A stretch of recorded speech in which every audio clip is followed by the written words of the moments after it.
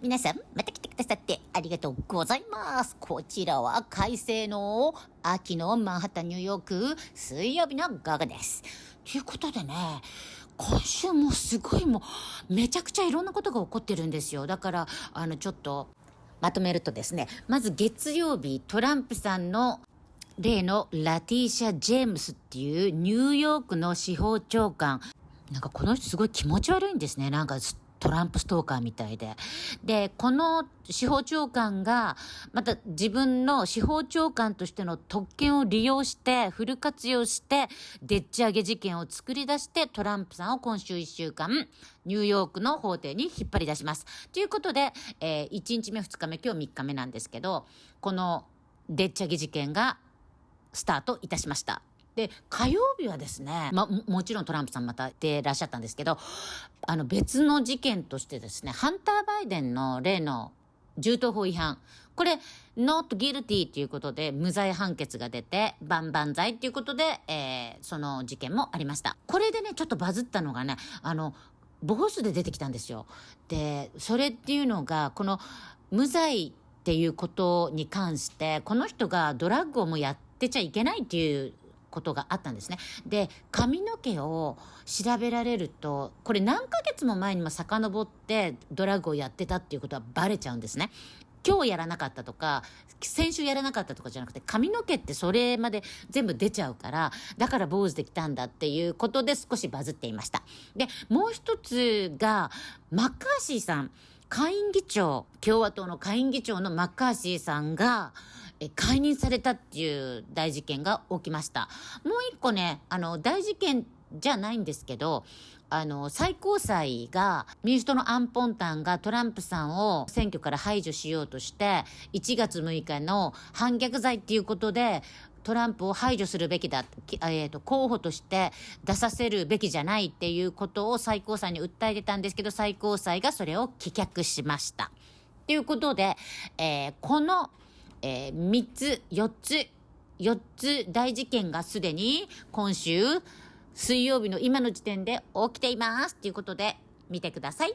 そしてちなみにこのさっき私が言ったニューヨークの恥でもある司法長官のラティーシャ・ジェームスさんが使った今回のやり方がいかに汚いかっていうと、これニューヨークの行政法6312って呼ばれるものを使ってるんですね。で、これっていうのはニューヨーク州の司法長官に民事詐欺事件を調査、起訴する幅広い権限を与えるニューヨーク州法なんですね。だから今回、いつもは12人陪審員を入れて公正な裁判ができるようにってやるじゃないですか。そのチョイスさえも与えられてなかったんですね。しかもこのニューヨーク州法っていうのは、行政法っていうのはこれ詐欺事件ですから消費者保護法なんですね。だから全然関係ないんですよ。無関係なんです。で、この被害者って誰もいないんですね。で、もう本当にでっち上げもいいとこの魔女狩り裁判っていうことを念頭に置いて見てください。どうぞ。Back to all of this, Sean. What's your reaction to what they're doing to Donald Trump here in New York? This is the most outrageous case I think I've ever seen in my life. It is irrelevant whatever valuations the Trump organization put on their properties. And by the way, they were definitely more within lines than what the judge determined. That would be irrelevant. Any lending institution, any insurance company, they have a fiduciary responsibility to determine the valuation themselves, bring in their own appraisers. As a matter of fact, every one of those contracts, when they put valuations down, that is stipulated in the contract. This really goes to the heart of the larger argument that we're having in the country. Do we have justice in America that has been weaponized and politicized? In this particular case, you got an attorney general. Her whole platform, she ran to go after one man, Donald Trump, one family, the Trump family, one organization, the Trump organization. Okay, so the judge now, they want to take away all control of their property, ostensibly cancel this family in New York, fine them $250 million. And the most absurd part of the evaluation the judge is looking at is the property down in Florida, Mar-a-Lago. The judge is saying it's valued between $18 and $26 million. I study these properties down in Mar-a-Lago. Ken Griffith bought 5 homes in a row, a couple of years ago, for $100 million each. There's not a single property that is under $400 million that has both the Intercoastal and the Oceanway as Mar-a-Lago. And the judge is as guilty as is more guilty than Trump at having a phony valuation of that property. It is really sad what's happening here for that. Yesterday, Trump went to court for his civil trial. As I understand it, and you guys can correct me if I'm wrong, but the judge in this case has already said he is guilty of fraud. And so this trial, as it is, I think it's the purpose of it is not to determine guilt or innocence. It's to determine what the penalty is going to be. And so, because he already said you're guilty of fraud. And so now it's like, how bad of a punishment are you going to get? And so, Trump is rightly really mad about this. By the way, there are no victims in this case because all the insurance companies, all the bank, no one is claiming that they were damaged in any way. God, this in is any so way. dumb. It's just Letitia James who's like, this is bad and I'm going to make a stink about it. And giving him death stares in the courtroom. Right. Like, if you saw her face, she just, like, is obsessed with him. She has such, like, massive TDS. She's just death staring him in the courtroom the whole time. It's freaky. It's just weird. It's so weird. Super weird. He's mad. Like, he's super, super mad. There's a couple clips of him talking about the judge, where reporters caught up with him, and here's what he said.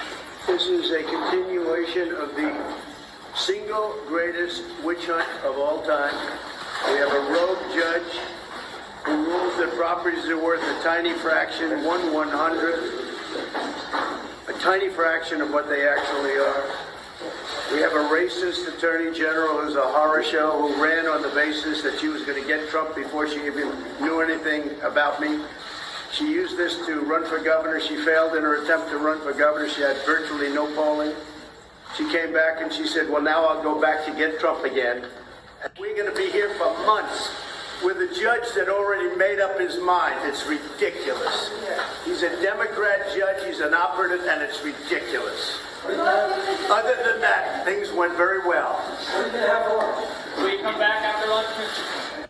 That was, I mean, he's 150% correct. The law is both powerful and fragile, and today in court, we will prove our case. I thank you all for being here, and again, justice will prevail. Thank you. What an idiot. Oh my God. This is okay. Cause like I've said, with some of these other cases that Trump is in the midst of, the classified documents thing, the Georgia, there's probably, he's done some stuff that isn't right. I still don't think any of these indictments should have been brought because no one else gets indicted for these same things. But this case, this is absolutely absurd. And it's just stupid from every last bit of it is ridiculous. And then it makes a complete mockery of our justice system is what it does. It's so ridiculous on another level. Yeah. And then there was as Fox was reporting about it, they were talking to Jonathan Turley and they were showing video from inside the courtroom as he was speaking.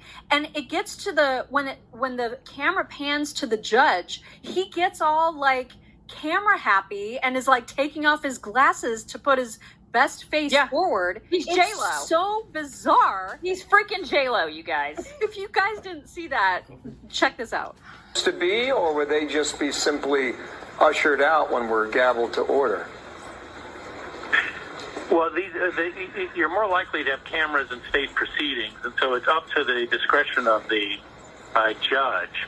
And quite frankly, I'm not too sure that both parties would want this. I think that Trump views this, the optics of this, as working to his advantage. Look, people looking at this live picture right now will be either filled with rage or they will be thrilled. And that's the problem, is that, you have James now being shown in the background. You've got Trump in the foreground. And it fulfills the narrative on both sides.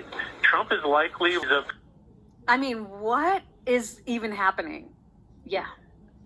It's Wow. insane. He's like, oh, look, it's time for my close-up, you guys. Right? This is He's a complete and utter clown, this guy.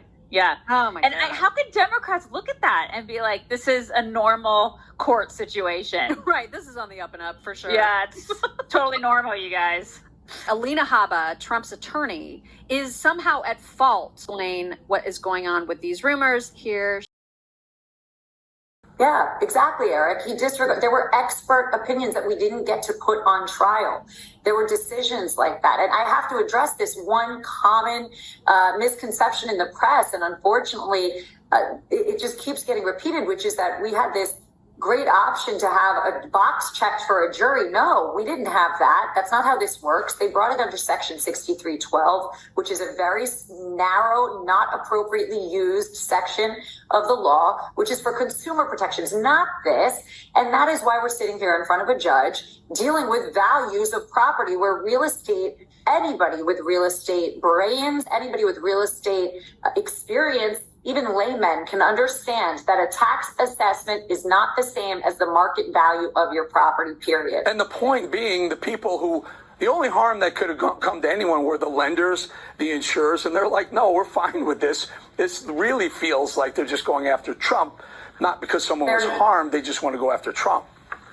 They're more than fine. They made some banks over $100 million in interest. The banks were paid back in full. There was absolutely no defaults, no notices of default.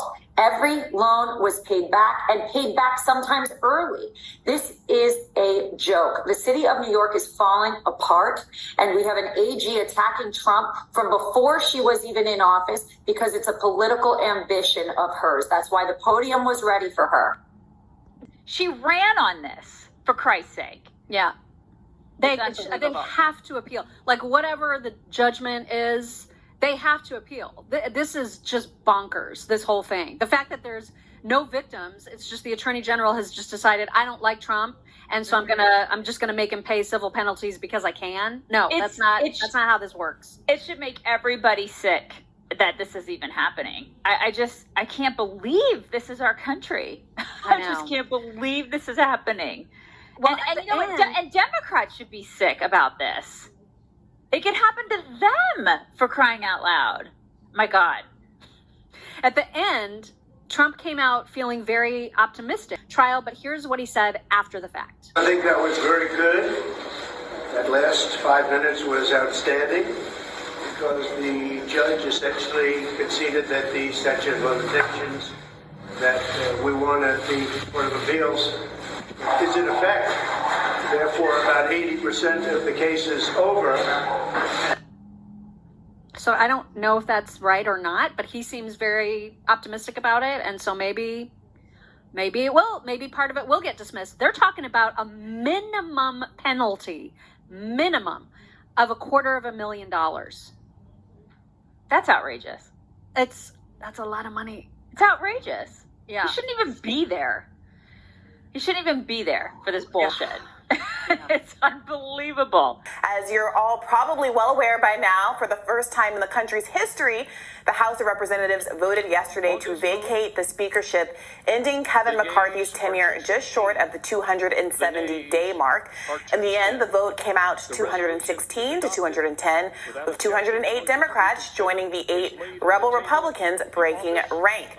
McCarthy spoke from outside the House floor shortly after the vote yesterday. Let's take a look. My goals have not changed.